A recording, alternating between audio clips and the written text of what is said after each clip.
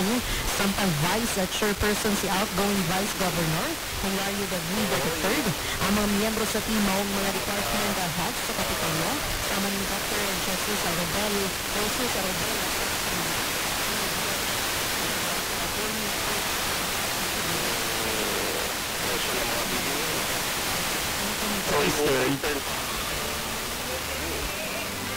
Malapit pa rin kami sa yung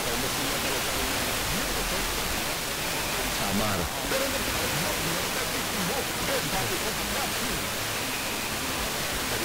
Oo, ba't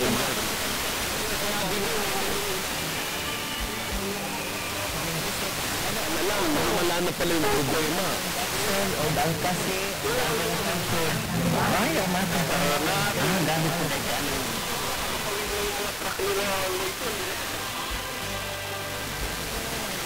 Dapat nire-report yun kay Presidente na kamo ang tao ninyo sa sino ba dapat diyang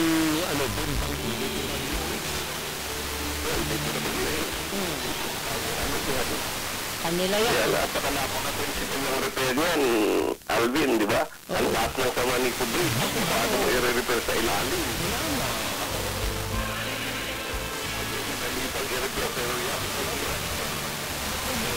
Yan, granting na mayroon pang 6 billion per year, ay na kung matatapos yan. long term, ano ba pwede yung bagong bridge?